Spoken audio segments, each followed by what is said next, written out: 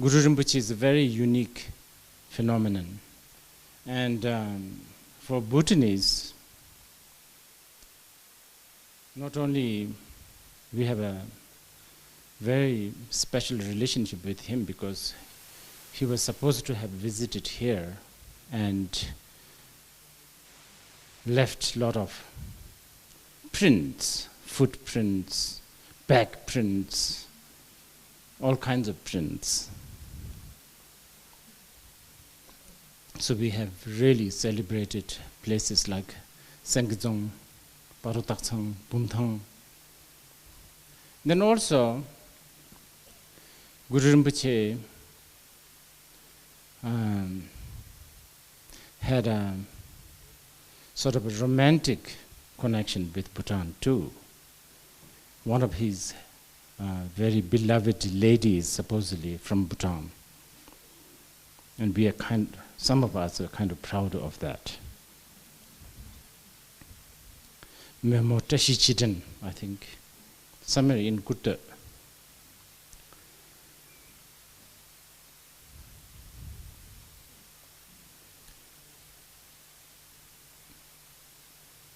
I think it is safe to say that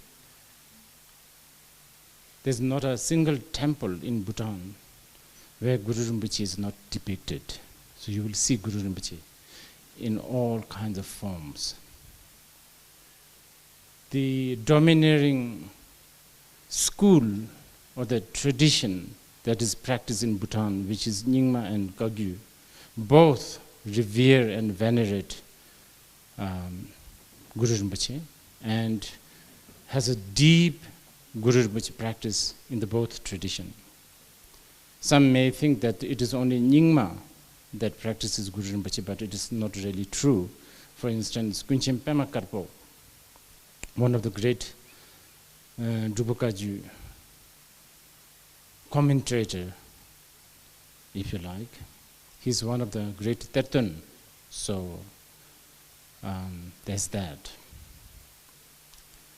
So there's paintings, frescoes, small tankas, big tankas, and then we have Tsechu, for instance, right? The 10th day, Guru Rinpoche day. And then we have Dupche, or the Domche, as how we pronounce, where highlight of the sort of the Domche festival is marked by the dance of Guru Rinpoche. So Guru Rinpoche is a very big deal.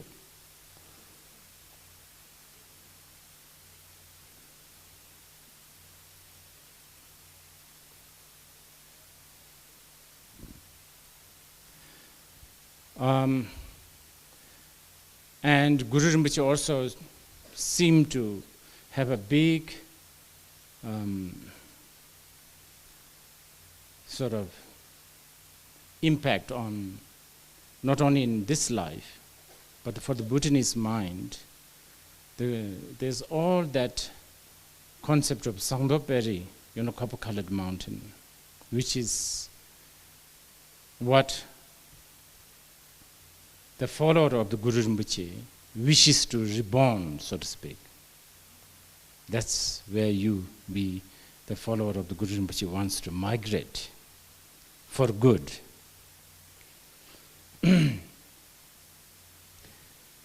And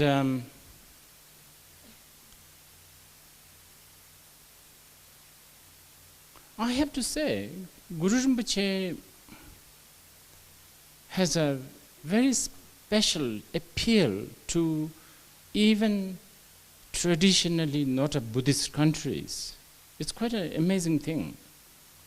Like when you meet, like the European, American, many those who may not necessarily have a lot of information on Buddhism, somehow many of them do have attraction to Guru Rinpoche.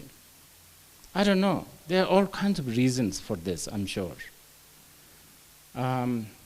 Such as, like the Shakyamuni Buddha, who actually is the sort of the ultimate boss of the Buddha Dharma, appears to be very serene and kind of very pure and monkish, and so kind of very wild-natured Croatians, English, German. I don't know, somehow they seem to be more attracted to Guru Rinpoche, who sort of hangs around with like 8 women, rides tiger,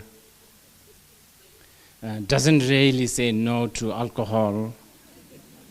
So I guess, even on this level, there's some sort of appeal of Guru Rinpoche to even those who are totally, who has really nothing much to do with Buddhism. But anyway, so who is this Guru Rinpoche? Now the Guru, to begin to talk about this, I have to say a little bit about Guru. And I have to say, unfortunately, Guru, this term Guru is overly used, and it's almost become a derogatory term, especially past maybe 30 years. The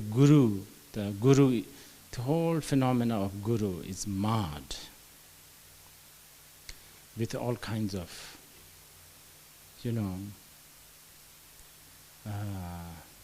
not that favorable circumstance and situation.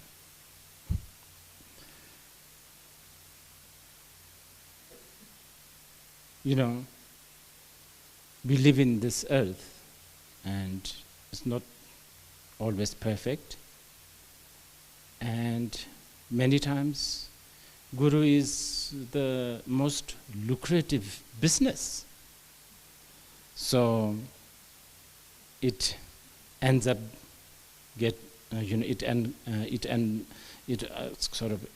ends up becoming very materialistic also. This has happened. And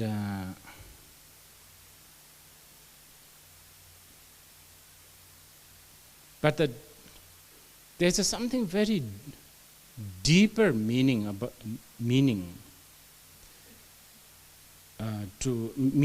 not just the meaning, the deeper sort of the world of Guru. If you really, especially if you look into the Tantric tradition, there's a very beautiful story, I think the Upanishad. If you have read Upanishad, you will know. Once there was a father and son, and this father told the son that he need to become learned. He need to learn. He need to study. He need to read. He need to be educated. So, father told the son that the son must go and visit this great master who lives nearby. Really, really great Guru. Okay. But before I get into this, I just want to say Guru, Sanskrit term Guru, is loosely translated as a master or the teacher, which is translated as Lama in the Choke. In Dzongkar is Lam, right? And La, Ma. Ma is a negative word. La is above. So it's something to do with the peerless. Nothing above. Very precious, supposedly. Okay, anyway, going back to that story. So the father managed to send the son to this master, and for years he studied. Everything that master could teach, he taught. And the son becomes so good. And after so many years, the son returned to the father, and the father, upon seeing the son, of course, there's a changed son, educated, very well versed, everything. But the father was very disappointed, very sad. And when son said, I did what you asked. And in fact, I actually learned everything that Master taught. And Master himself told me that he is equal to the Master as far as the knowledge is concerned. As far as there's anything to be teachable, I have been taught. And the Father said, see, this is the problem. You have learned everything that is teachable. And therefore, you are not perfect. You go back. You have to have a guru who can teach you that cannot be taught. So then the son went back. Supposedly, the story is kind of long. The Master said, well, why are you here? I've taught everything, what I know. And the son said, well, my father said, that's the problem. That you taught me everything that is teachable. And I'm here to learn that cannot be taught. And then Master sat for a long time and said, good. Now you go and bring something like 300 cows to the forest. And don't ever come back until these 300 cows become 1,000 cows. And I have nothing, that's it. And that's what is called it, son did, supposedly. Anyway, to make the story very short, he spent so many years, it takes a long time to, I guess, multiply cows into 1,000. So it took long time, and anyway, there he was alone. Cows don't talk to him. He can't talk to cows. Forests, trees, mountains, you can't really communicate in our normal way. And then he learned something that cannot be learned. Upanishad, Hindu, well, so-called Hinduism, which I always have to stress, so-called Hinduism, because Hinduism is not, it's, the word Hinduism is invented by British or the Abrahamic people. There was never such thing as Hinduism. And anyway, for the sake of communication, so-called Hinduism and Buddhism and Jainism is really profound.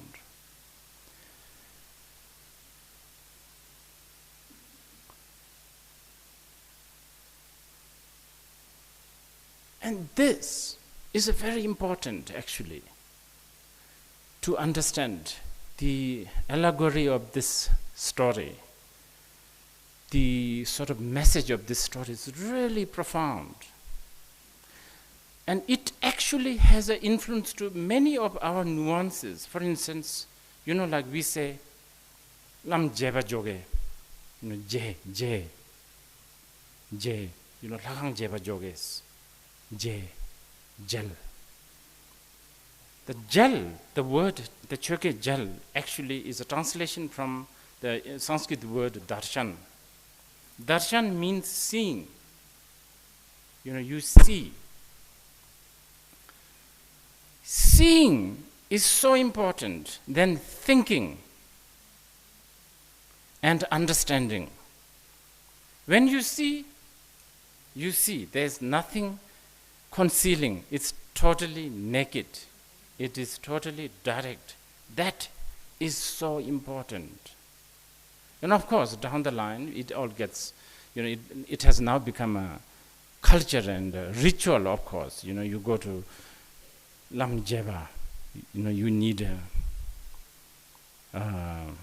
chanje. If Nathan is here, I shouldn't be talking this, but you need chanje, you need, offerings, kadas, all of that. And I'm not against the ritual, by the way. Rituals are necessary, but down the line, you end up missing the point. The point is to see. But to see what? And this is, let us discuss this a little later. I don't want to get too sort of go astray, because I'm supposed to talk about Guru Rinpoche, right? So Guru Rinpoche is like the embodiment, the quintessence of this Guru.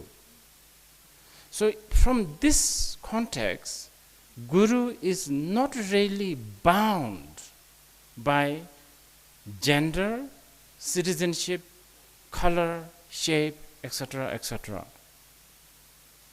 I mean, as we know, Guru Rinpoche, who came to Bumthang, who went to Parotaksang.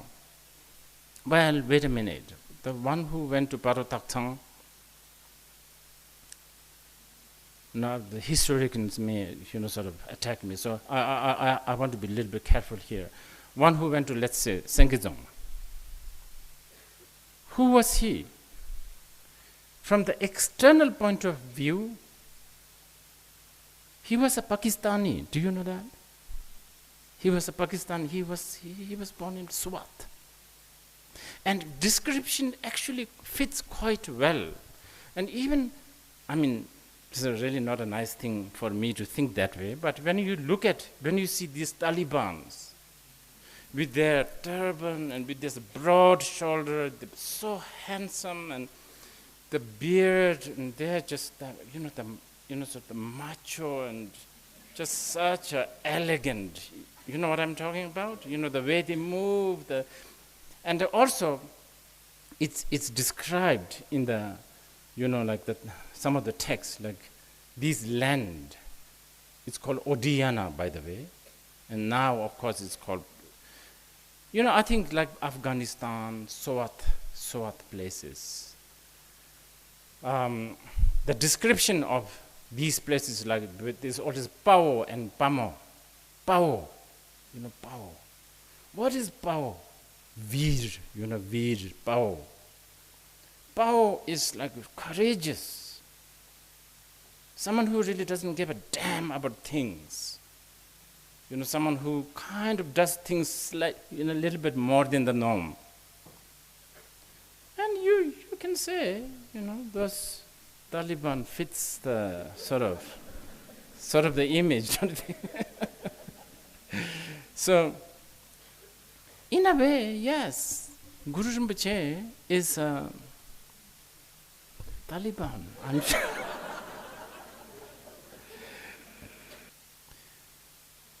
When we talk about Guru Rinpoche, then there are some fantastical, sort of very, very, like, over the top stuff that you will hear. For instance, like, he was born from the lotus, right? And that's like, what? And I'm telling you, there's many, even among the, the Tibetan Buddhism, there are a lot of, like, especially new translations. They actually really criticize these things, like saying that this is a complete joke, this is like a disgrace to Buddhism, this is, first of all, Buddhism is very, very proud of being really not theistic and so on and so forth. And here we are talking about someone who is born in the lotus.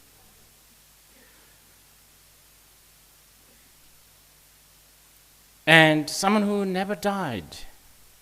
Now that is just scientifically not acceptable, isn't it? So who's this? And then also when you read the life of the Guru Rinpoche, it sounds like he has lived for 900 years or so on and so forth. It doesn't really connect. And by the way, just as a footnote, even from the Nyingma tradition, there are traditions and there are methods such as Zelenaso Rangdul, where it is clearly stated that Guru Rinpoche is not necessarily born in the lotus. He was a prince. Okay, so I just want to throw that in. But I want to talk more about this lotus-born business, because I'm sure many of your friends, your intellectual friends, have looked on you as, what's wrong with you, like you follow this guy who is born from a lotus. But this is very profound. Remember, I was talking about something that you're learning, something that cannot be taught. See, what we are trying to teach is something that cannot be taught. The only way to teach something that cannot be taught is by making this kind of completely like beyond our normal way of thinking, like 4 plus 4 is 8. You have to go beyond that. And it is also very poetic, actually. It's very poetic. The lotus represents in the ancient Indian culture, lotus is a very important symbolism. Lotus symbolizes, well, to begin with, if you talk about analogy, lotus is beautiful. It's so nice to look at, and it's pristine, and it's so beautiful. But it's born in the mud, yet it's not stained by the mud, so on and so forth, right? So lotus actually here represents your devotion, your mind. The nature, absolute nature of your mind is, even though you roam around yourself in the stained, defiled world, you roam around in the bar, you may be fighting Changjiji, you may be, overdosing here and there, you may be, you may be stealing, you may be lying, you may be, with all of that, the absolute nature of your mind is as pure as lotus. And it's believed that when we say Guru Rinpoche is born from the lotus, the moment you have the devotion towards the Guru, that devotion is the blossoming of the lotus. And there, the Guru Rinpoche is there. It's not like, sort of slow motion, first the lotus is born, and then slowly the petal comes out, and then, like Guru Rinpoche sort of materializes. It's not like that. You understand? So it's, you have to think. It's a very, very profound. So actually the concept of lotus born is a really